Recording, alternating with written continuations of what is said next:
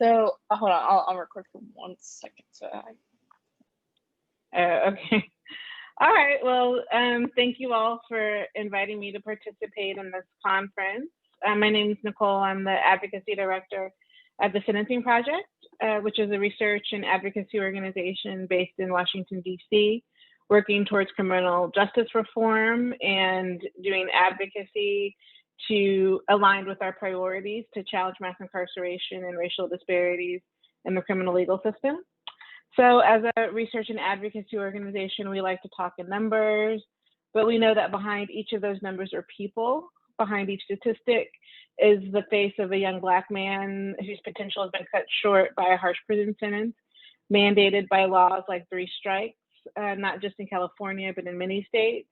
And behind each percentage point lies the face of a Latina child who only knows her parents while visiting them in a prison visitation room. And behind each data set lies a community of color where people have been disappeared away due to mass incarceration. So it's through this work that we hope to document and shape the conversation and help activists, policymakers, and practitioners find pragmatic solutions that challenge mass incarceration and racial disparities that pervade the system. Nationally, there are about 2 million people who are incarcerated on any given day in prisons or jails, and there are 4.7 million people living in the community under community supervision on probation or parole. And that's in addition to the 19 million people living in this country, some of whom are in prison or jail, others of whom who are in the community living with a felony record. And the more than 65 million in the country with a criminal record that doesn't even extend to a sentence, but just involves a police stop or arrest. We know that these policies have gotten more punitive over time, and even in the midst of bipartisan reform that drives a lot of incremental changes at the state level and at the federal level, the reforms are nowhere near as muscular as the policies that were adopted in the 70s and 80s that contribute to this current era that we're living through that we call mass incarceration. One reflection of the punitiveness is the level of racial disparity in the system. In Virginia, for example, Blacks are locked up at a rate 5 times the rate of whites, mirroring national averages. Once persons have a criminal record, they could be locked out of opportunity for the rest of their lives. Nationally, over 5 million men and women are disenfranchised from voting if they have a felony conviction. And in this area, there have been recent discussions on expanding the franchise. In Maryland specifically, more than 46,000 individuals received the franchise following reform that got adopted in 2016 that expanded voting rights to people living in the community on probation and parole. Excuse me, that followed the elimination of lifetime disenfranchisement in the state in the mid-2000s. And in the area, other jurisdictions in the DC, Maryland, Virginia area have also expanded the franchise in recent years. Just last year in the district, nearly 5,000 people who live in prison with felony convictions got their voting rights back when the DC Council ended felony disenfranchisement completely for district residents. And in Virginia, the governor, over a series of years, has issued executive orders expanding voting rights to people, to tens of thousands of residents in that state. And in fact, nearly 200,000 Virginia residents have gotten their voting rights back since about 2016.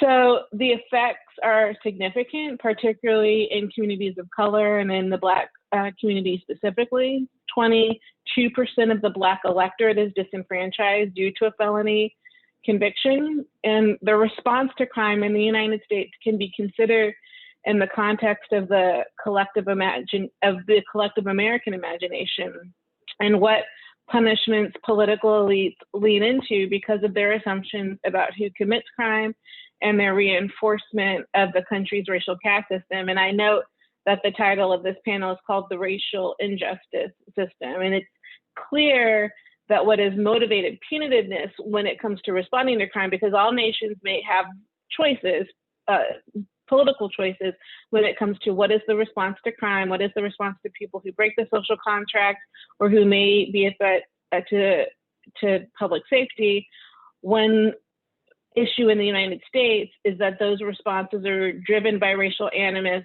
predicated on the nation's racial caste system that goes back to the founding of this country and has roots in race-based slavery that has then driven policy and resource allocation even since the abolition of slavery and through different eras, through a through line of which includes Reconstruction, Jim Crow, and now the era of mass incarceration.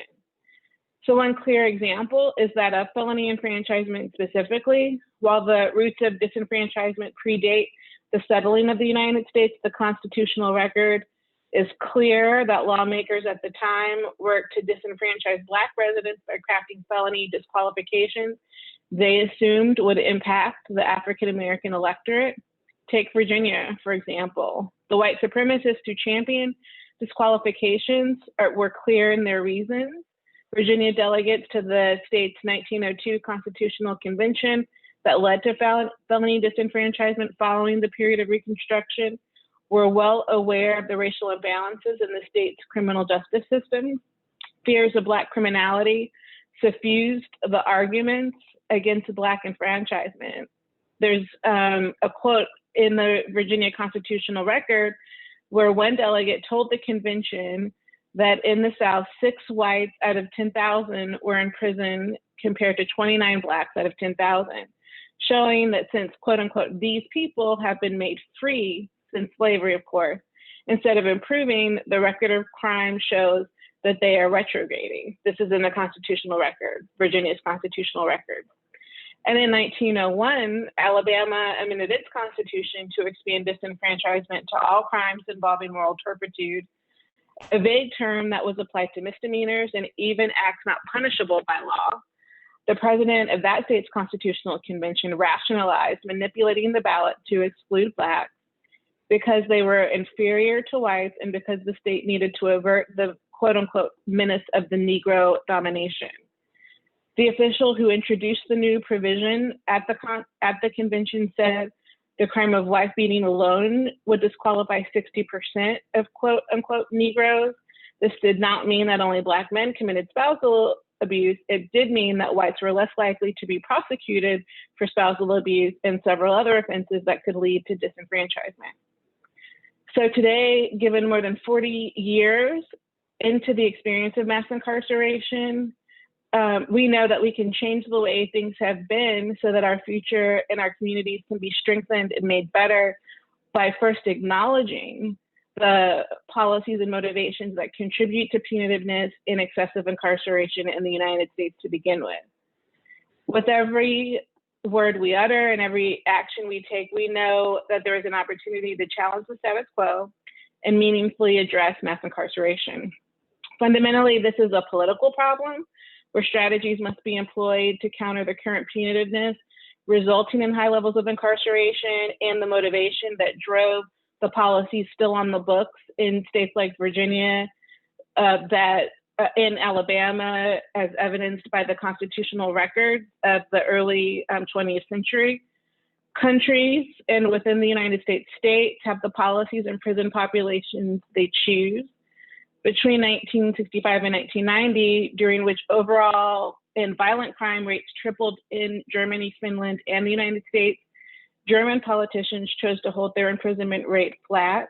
Finnish politicians chose to radically reduce theirs, and American politicians enacted policies intended to increase the use of imprisonment substantially.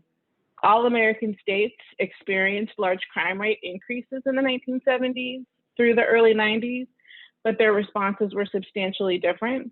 Politicians in states like Maine, Vermont, and Minnesota by and large resisted calls for the enactment of harsher laws and did not expand their prison system. But by comparison, politicians in states like Texas, California, Oklahoma, and Florida responded to increases in crime with enthusiastic punitive responses and prison expansion booms in those states. The evidence shows that the scaling up of incarceration did have an impact on crime of about 25%, but other factors also contributed to declines in crime starting in the early 90s through today. including changes at the community and individual level. For example, in the 80s, when crime was at a height, people did make individual choices that reduced their interaction with criminal offending. So mothers may have kept their young children, their teenage children in longer and not allowed them to play outside. Other people changed their behavior to avoid carjackings or robberies, not staying out past dark. There were individual changes that contributed to reductions in crimes. And then there were also greater societal changes that contributed to the reductions in crime, including higher rates of employment in the 90s and lower rates of young men in the general community as compared to the higher rate of young men during the baby boom era, when baby boomers were at young adults in the 70s and the late 60s. So deep racial disparities exist throughout the criminal justice system, from the point of arrest to point of incarceration, and that it also includes post-incarceration experiences, including access to employment, in addition to voting, and I've already touched on voting bans and felony disenfranchisement. But the cumulative disadvantage for justice-involved people of color builds because they are more likely to be arrested, convicted, and receive more punitive criminal sanctions, because oftentimes they have prior criminal histories at the point of sentencing when they receive, when their criminal offense leads to a possible prison-bound sanction, and those priors disadvantage them at the point of sentencing. And those experiences, because many times defendants of color, Black male defendants in particular, live in overly policed communities, so they have a higher chance of coming in contact with the police. And this has been a reality since the early 80s. That higher chance of coming in contact with police contributes to a higher chance of going to prison. And for people who go to prison, these days they have a higher chance of spending a longer time in prison than they did in previous eras where a mass incarceration wasn't such a dominant feature of America's criminal justice system. So these complex factors that contribute to high rates of incarceration are impacted by the allocation of public resources towards prison expansion and maintaining the criminal legal system. And they come with trade-offs around a divestment of resources in public education and other quality and living wage employment and affordable housing, because the limited public resources that are available are invested and prioritized towards maintaining the criminal legal apparatus, including the thousands of prison beds that dominate the United States and the various practices that need to sustain the criminal legal system, from policing to also maintaining correctional facilities. So examining the response to crime and the state's reason for addressing crime raises broader issues about the role of the criminal legal system and the purpose of prison and the collateral consequences that impact a person's life long after their sentence is completed. Certainly, states have a responsibility to respond to crimes in an effort to strengthen public safety, but how is a function of politics and policy, not just the reality of responding to crime and addressing a victim's needs when a harm has been done to him or her. Those troubled by mass incarceration also want to improve public safety, including giving people options outside of crime that prevents harms to begin with. And despite the steady and substantial decline in American crime rate since 1991, the number of people locked up has increased continuously until about 2011, and the imprisonment rate until about 2007. From 2012 to 2013, state populations increased after a few years of decline, while the federal population has declined for the first time since the early 1980s. Yet during a short period of modest decline from 2009 through 2011, the rate of decline would have meant that it would have taken 88 years to return the country from the prison rate to the prison rate of the early 1980s. So the size of the prison population today is clear and unambiguous evidence that nothing fundamental has changed. It's still too large, and representative of a too punitive country. And as many of you know, we have 5% of the world's general population and about 20% of the world's prison population.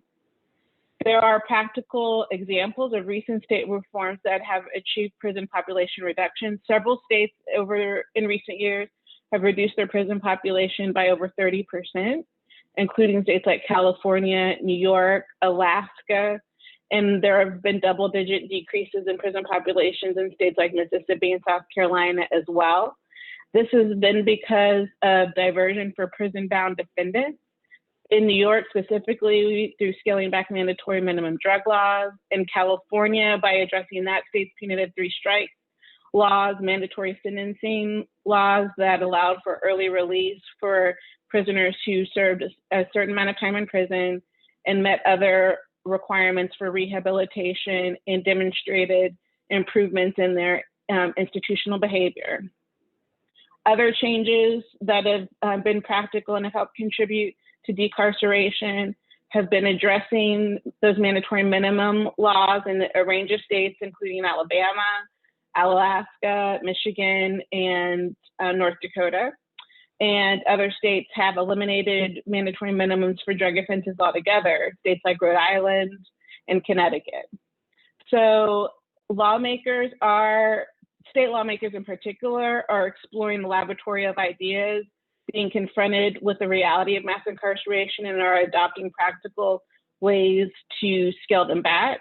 But again, the incremental policies that have been adopted in recent years are nowhere near as muscular as the substantial policies that were adopted in the 70s and 80s that contribute to the high rate of incarceration today, because in spite of all those reforms that I just highlighted, the United States still has a way too high rate of incarceration that is disproportionately impacting the Black and Brown communities in particular.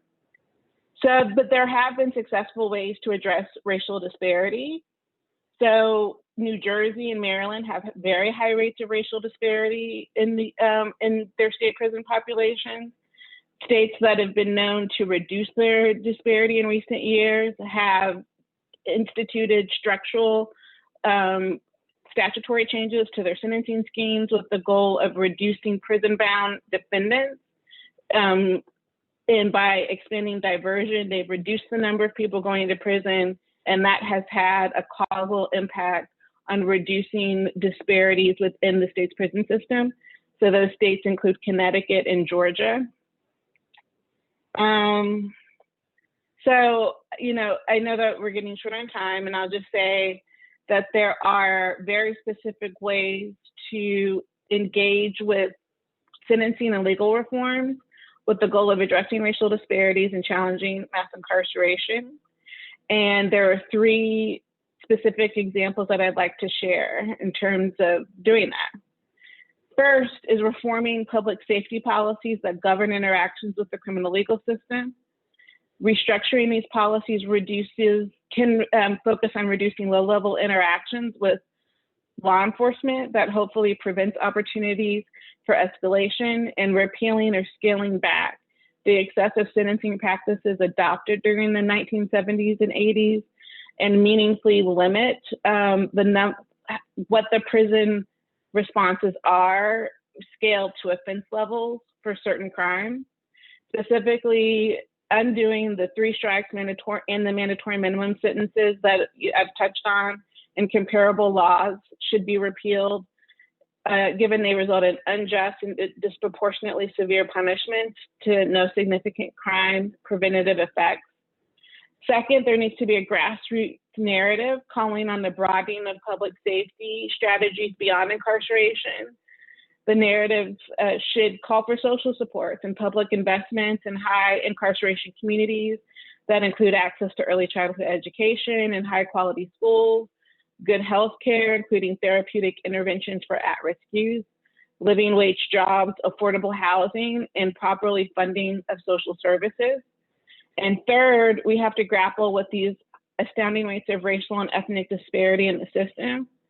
To address the causes of disparity, we must acknowledge the solution. We must acknowledge the underlying reasons for those disparities, including the over-policing of communities of color, the reality that since the early 80s, residents of color have had a higher chance of coming in contact with police. And because they have had a higher chance of coming in contact with police, they've had a higher chance of going to prison, contributing to those racial disparities. So understanding that this is a policing problem and addressing those interactions with police in overly policed communities of color is one place to start. And then grappling with the implicit bias and structural disadvantages that contribute to disparity is something else that policymakers and grassroots conversations should be focusing on. Adopting these solutions, such as looking at the policies and the policing practices that contribute to racial disparity in the system, is the place to start, and then working to undo the statutory punishments that contribute to disparate impacts in a state's criminal legal system is one place that lawmakers need to be focusing their attention on. So to challenge mass incarceration, there's a great deal of work to do. We need to be working at this from a viewpoint that centers evidence and information and not only emotion or rhetoric. We need to get out and engage directly with lawmakers and share with them the vision of safety and the humanity of justice-involved persons. And this is about racial justice, addressing the punitiveness that drives American penal policy and the underlying causes that exacerbate and reinforce the racial disparities in the system are an extension of the racial justice work that has dominated civil rights activism in this country, going back to the abolition of slavery and a through line through Reconstruction and fighting Jim Crow policies. And today, that extension in challenging mass incarceration and the racial disparity that dominates Americans' prisons and jails is an extension of that advocacy and that work. So, I'll wrap up my comments there, and I just hope that this information is helpful and that it helps to support any ongoing conversations around your organization's challenging of mass incarceration and looking at next steps to take and specific strategies and tactics to focus on. So I'll stop there and look forward to any questions.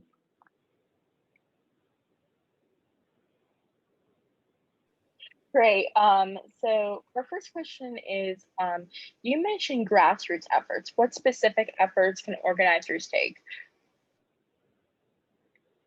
Say it again, I'm sorry. What specific efforts can grassroots organizers take? Well, this is about, I think, challenging mass incarceration and reinforcing support from grassroots, community and populist support is about mobilizing and organizing discussions at the community level that challenges mass incarceration and that offers a critique of mass incarceration, but then also works at solutions. And engaging grassroots communities through organizing in those discussions, and then specifically identifying solutions, community-centered solutions, and figuring out ways to apply them are one step that grassroots organizing can take.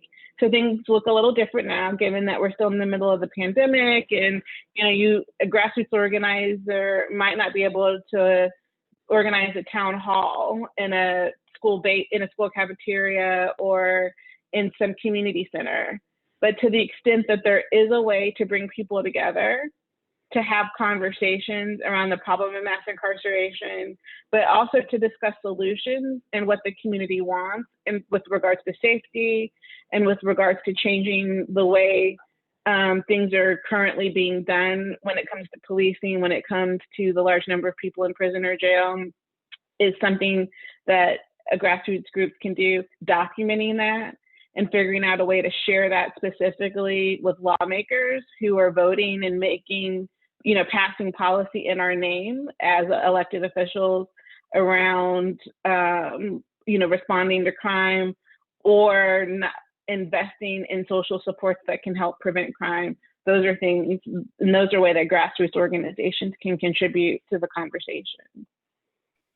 Hey, that is some great information for us to know. So we also want to know why you specifically decided to be a racial justice advocate.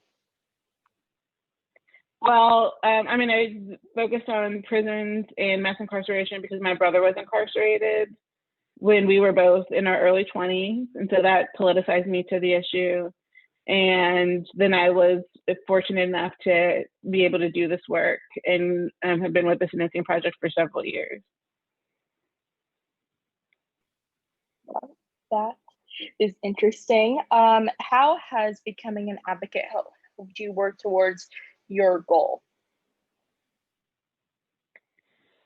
Well, I mean, what motivates me is supporting people in acting on their in participating in their community and holding policymakers to account, particularly when it comes to the failed policies that contribute to mass incarceration. So I find that incredibly motivating. So what helps me towards my goal is getting more people involved in that, particularly folks who are politicized to challenging mass incarceration because they're directly impacted by it. So some of the most inspiring experiences I've had over the years have been when newly politicized residents have become, concerned and motivated to do something because their loved one was imprisoned or incarcerated. And, they got connected with me at the Sentencing Project and had never written to their lawmaker before, had never gone to a legislative hearing before. But there are a handful of folks that I've had the pleasure of working through over the years. They became so motivated to do something that they organized several hundred people to go to a state legislative hearing in South Carolina or Indiana, even though they had never done that before, and they were very successful at doing it, and they were able to raise awareness around the problem and get the legislators to listen to them. And that's what helps me, is to know that people out there, we live in a big country, these policies do impact the 2 million people who are locked up in a prison or jail on any given day, but they also impact their family members too, their loved ones as well. And I know that because I personally was the sister of a person incarcerated, and I know how my brother's incarceration impacted my mother and my entire family while he was inside. And those same experiences extend to the millions of people who are in a prison or jail cell, but also to the tens of millions of their loved ones who have been left behind. And so what helps me is to know that people get motivated by this, these really repressive and punitive policies, and they do sit in and are incredibly moved and disheartened by it, but it also is a motivating force and helps to activate people's interests and politicize them. And so that's what helps me, is to know that people can be activated based on the punitiveness that they experience, and that they're willing to sort of engage directly with lawmakers around it and try to change policies for the better. So it's kind of cheesy a little bit, but it's really, I do find that really motivating and really helpful. Well, thank you for speaking with us, Nicole. We enjoyed having you. And that is the wrap for our session on racial injustice.